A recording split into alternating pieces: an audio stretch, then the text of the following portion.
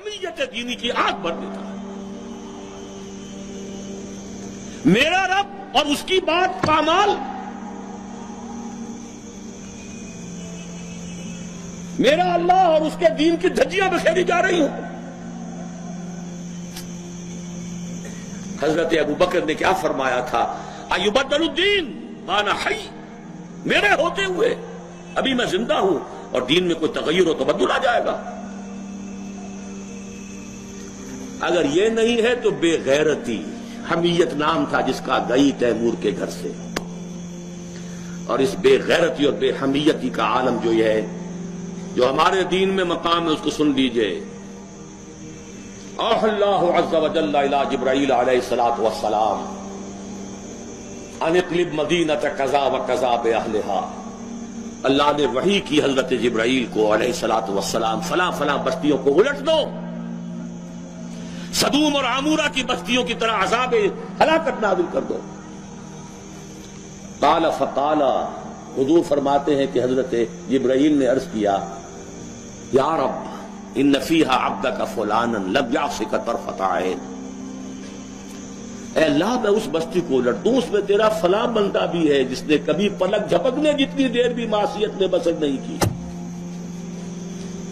کسی کے ذاتی تقویٰ کے کیا انتہا ہے، ذاتی نیکی کا کیا عالم ہے، کسی کے زہد کی کیا سطح ہے، ذرا غور کیجئے۔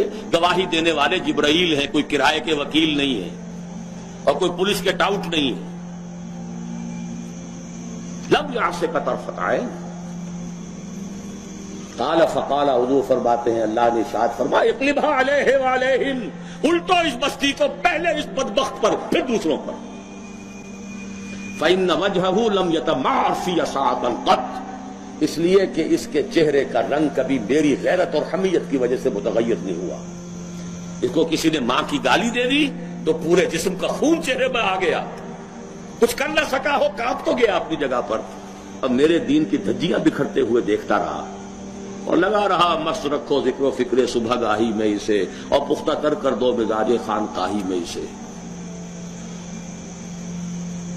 انہی مسائل میں الجھاؤ۔ سورہ فاتحہ سے پہلے بسم اللہ بھی پڑھنی چاہیے، جہری طور پر کہ نہیں پڑھنی چاہیے۔ 1.5 گھنٹے کی تقریر سننے کے بعد اصل مسئلہ یہ اٹھا، بیڑا یوں ہی تو غرق نہیں ہو گیا ہے۔ جس نے کہا تھا کیا اسے معلوم نہیں اختلافی مسئلہ ہے؟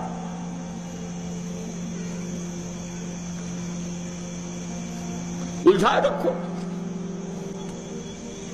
ہے یہی بہتر الہیات میں الجھا رہے، یہ کتاب اللہ کی تعویلات میں الجھا رہے۔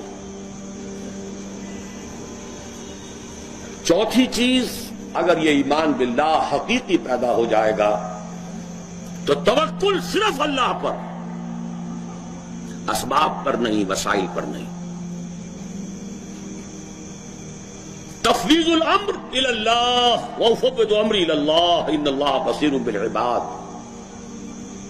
اور راضی برضائے رب۔ اے اللہ میں نے اپنی جان کھپا دی، ابھی تیری مشیت میں نہیں ہے کوئی نتیجہ نکلنا، میں راضی ہوں۔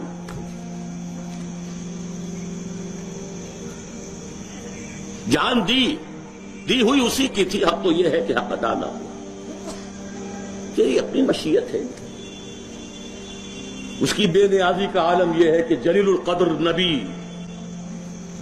اللہ اکبر، حضرت یحییٰ علیہ الصلوۃ والسلام، وآتیناہ الحکم صبیا وحنانا من لدنا وکان تقیا،